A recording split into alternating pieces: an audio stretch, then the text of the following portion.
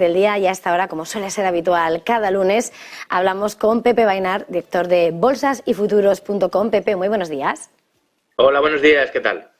Bueno, arrancamos semana, ya hemos pasado el ecuador de este mes de abril, que suele dar buenas noticias en los mercados, y en este contexto quería preguntarte, mirando al IBEX 35, por empezar por la principal plaza de Madrid, ¿cuál es la situación del mercado? ¿Cómo ves el momento, Pepe?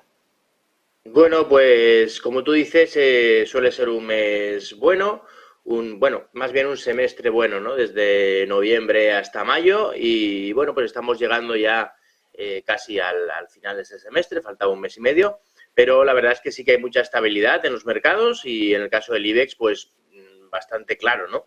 Después de un apoyo en la media de 200, pues saltamos al alza con mucha fuerza.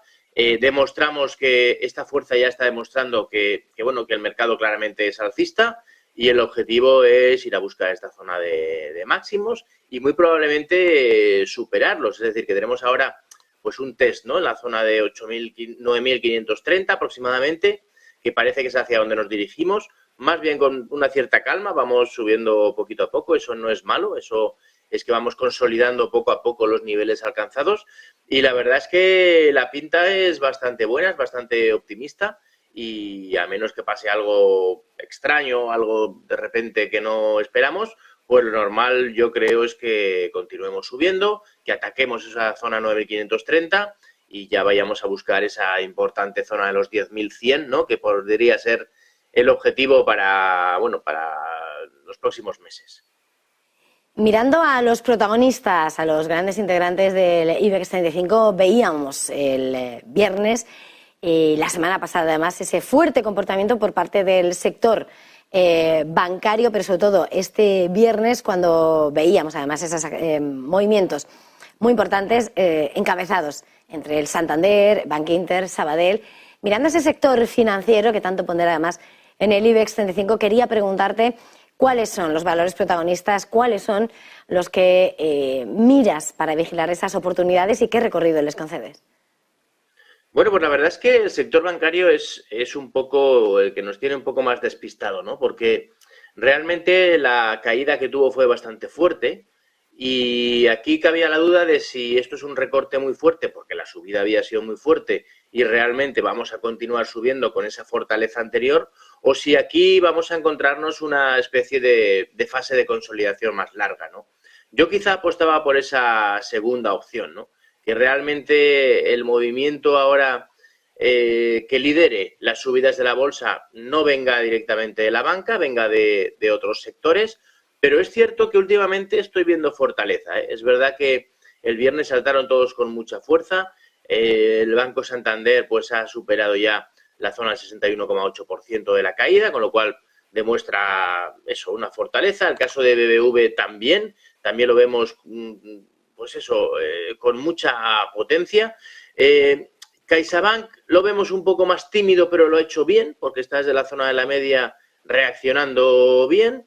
Si vemos Bankinter, lo había hecho peor que el resto. Bankinter generaba bastantes dudas, pero sin embargo el viernes subió también con esa fortaleza y esa vela blanca que vemos ahí, que nos hace pensar que si fuera capaz de superar esos 5,74, posiblemente vuelva también a sumarse al carro de las fuertes subidas de los bancos. Y luego tenemos los dos más pequeños, ¿no? El primero de ellos, Sabadell, que le ha costado más, pero el viernes también dio una señal muy positiva desde una zona de arranque bastante buena. Yo creo que el Sabadell podía ser una de las apuestas ahora mismo porque no ha participado todavía de las subidas de los últimos días en la banca y parece que podría tomar el relevo. Y luego tenemos el más pequeño de ellos, Unicaja, que también está dando una señal parecida a la del Sabadell, ¿no? También desde la zona de la media 200 arranca, rompe un poco la resistencia en la zona de 1,01 y muy probablemente también pues lo veamos subir. Así que bueno, yo creo que sí que es un sector en el que hay que invertir algo, pero quizás no hay que estar tan ponderado en ellos como podíamos estar antes, ¿no? Antes de esta última caída. Y mirando más allá de nuestro principal mercado, estamos viendo avances muy moderados anunciando la apertura en el mercado de Frankfurt y en un contexto en el que más estamos viendo más allá de vigilar al índice DAX, a ese CAC 40 que ha estado marcando máximos. Mirando esos dos principales índices, ¿cuál es tu análisis, Pepe? Bueno, realmente Europa en general está bien. No tenemos más que ver el Eurostock, pues el DAX, el CAC, incluso aquí en España el IBEX, que bueno, que es cierto que nuestro índice está mucho más rezagado que el resto, pero también hay que pensar que el IBEX es un índice que no recoge los dividendos y sin embargo el DAX sí, ¿no? Es por eso que el DAX está en una zona mucho más alta, pero el IBEX realmente, si lo tomáramos con los dividendos, realmente también estaríamos en esa zona, ahí rozando la zona de máximos históricos. Es decir, que realmente Europa está bien en general. Vemos que en efecto el DAX pues ha superado máximos por poco, el CAC, perdón, ha superado máximos por poco. Tenemos al DAX que tiene una resistencia de sus máximos históricos en la zona de 16.315. Le vemos ahora cotizando en la zona de 15.800, es decir, apenas estamos ahí a 500 puntos, que eso puede ser que en una semana o dos pues salte por los aires.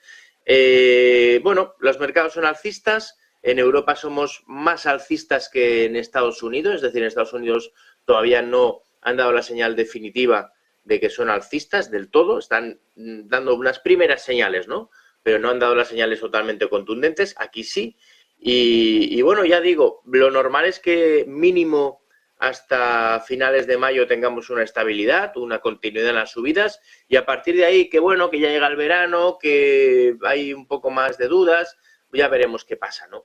No significa que los segundos 6 meses del año sean malos, ni mucho menos. Lo único que dicen las estadísticas es que los primeros 6, vamos, de noviembre a mayo, siempre son, o en general, son mucho mejor que ese otro semestre, pero no significa que ese segundo semestre vaya a ser malo tampoco.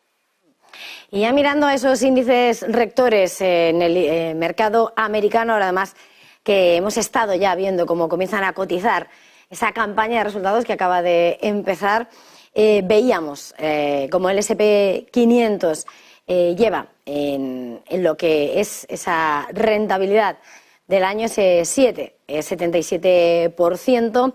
Estamos viendo también a ese Nasdaq, protagonizando, por supuesto, sin lugar a dudas, ese rebote en Nasdaq 100 del 19%. ¿Cuál es el escenario de ese principal mercado, Pepe? Bueno, pues quizá el S&P 500 no es el último índice que todavía tiene que dar esa señal definitiva, ¿no? Vemos que está en un rango lateral entre la zona de los 3.800 y los 4.200 prácticamente. Es una zona lateral muy amplia. Venía de caer, venía de tener una media de 200 con una pendiente negativa, y toda esta formación lateral lo que ha conseguido es que esa media de 200 deje de caer y tenga ahora pues una situación plana. Eso quiere decir que si ahora el S&P 500 es capaz de superar la zona de 4.200, dará una señal muy positiva y por fin veremos ese cambio de tendencia en este indicador, en este índice, que es el que falta, ¿no? Por dar una señal clara. También es el más importante, ¿no? Estamos hablando de que son las 500 empresas más importantes americanas. Hay que pensar que Estados Unidos supone el 41% del PIB mundial a nivel empresarial, con lo cual estamos hablando de un índice absolutamente importante, ¿no? El más importante, diría yo. Así que, bueno, hay que vigilar, ¿no? Esa zona, y somos capaces, si el S&P 500 rompe esos 4.200, será una señal muy positiva y posiblemente todos los mercados le sigan y arrastren una subida fuerte. En el caso del Nasdaq, realmente ya ha dado esa señal. La superación de la zona de los 12.900 ha sido esa señal importante. Es verdad que todavía le queda una resistencia que será clave en la zona de los 13.700, que el momento de ser superada pues nos dará una señal muy positiva de nuevo, pero las señales quizá importantes ya las ha dado, superando ese nivel. Tenemos ya la media de 200 con pendiente positiva, esa es la clave, y al final pues es un poco lo que marca las tendencias de medio plazo. Es verdad que parecía, ¿no?, que las bolsas americanas, después de la fortísima caída del año 2022, podrían rebotar un poco y continuar cayendo, y no lo han hecho así, sino que se ha visto otra vez fortaleza. Posiblemente sea por porque los tipos de interés pues tampoco vayan mucho más allá y eso ya lo están anticipando ahora mismo las bolsas. Es verdad que la campaña de resultados que llega ahora pues puede ser trascendental, pero vamos a ver cómo se lo toma el mercado, ¿no? Es muy importante ver esos resultados que cuando son buenos y los valores caen no es una situación positiva, pero vamos a ver si son buenos, no son buenos y sobre todo lo más importante no es que sean muy buenos o muy malos. Lo más importante va a ser cómo se lo tome el mercado, ¿no? Si vemos resultados buenos con caídas fuertes, no será bueno. Y si vemos resultados normales, más o menos buenos y que se celebran con subidas, pues eso sí que será una buena señal. Pepe, mirando más allá de ese comportamiento del mercado de renta variable y mirando al mercado de divisas, veíamos como en las últimas sesiones, antes de despedirnos en el fin de semana, veíamos al IBEX en ese 1.10, incluso romperlo, ¿no? 1.11. Y ahora lo tenemos en 1.0986 unidades. Quería preguntarte, ¿cuál es el horizonte que se está viendo para la divisa comunitaria frente al billete verde? Bueno, pues la verdad es que, como dices, ¿no? El euro dólar ha superado la zona de 1.10, más bien 1.1005, 1.105 era un poco la resistencia de una zona lateral.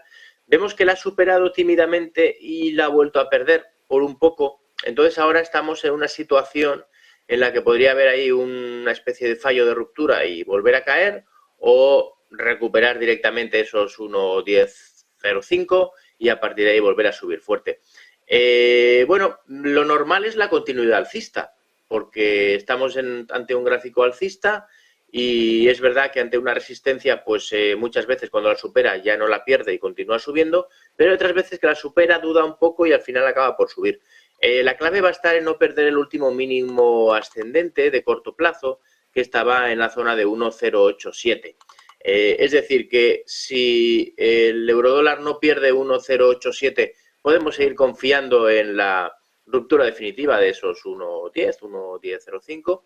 Y lo normal es la continuidad alcista. Si perdiera esos 1.07, pues ahí volvería otra vez a la zona de 1.05, que es el soporte, y veríamos si lo aguanta. Lo normal es que sí. Así que, bueno, esa es la situación. Yo creo que hay fortaleza en el eurodólar. Lo más probable es la continuidad alcista, pero esto es bolsa.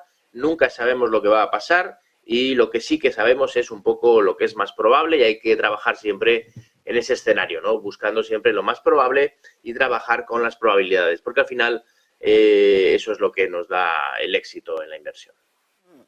Y antes de terminar, no quiero pasar mucho de hora, Pepe, pero mirando al mercado del petróleo, estamos viendo a ese Brent en los $86,42 y el West Texas en los 82,46. ¿Qué expectativas, qué precio arrojan los gráficos? Bueno, pues el petróleo es uno de los pocos gráficos que es bajista, que claramente es bajista, aunque es verdad que ha tenido ahora un rebote y ha llegado a zona de resistencias, perdón. Bien, tenemos justo una vuelta a la zona de la media 200, la media 200 tiene una pendiente negativa y eso normalmente nos llevará a un giro de nuevo a la baja al mercado de petróleo. Estamos justo en resistencias, que es más bien una franja de resistencia entre la zona de 87 y 89. Ahora mismo estamos en 86,42 y bueno, pues lo que nos está diciendo es que si perdiéramos la zona de 83,75 habría una clara continuidad bajista. Ahora mismo está luchando, ¿no?, por intentar romper la resistencia. Esta resistencia es muy importante, no es fácil que la supere, por lo que lo más probable es la continuidad bajista, pero para confirmar esa continuidad bajista, ya digo, deberíamos perder esa zona de los 83,75. Así que parece un momento en el que quizá no es momento de apostar por el petróleo ni al alza ni a la baja, pero sí para estar pendiente y si pierde ese nivel, pues apostar a la baja. Pues muchísimas gracias, como siempre, Pepe Bainat, director de bolsasyfuturos.com. Un lunes más, gracias por arrancar la semana. Feliz jornada, feliz negocio. Gracias a vosotros.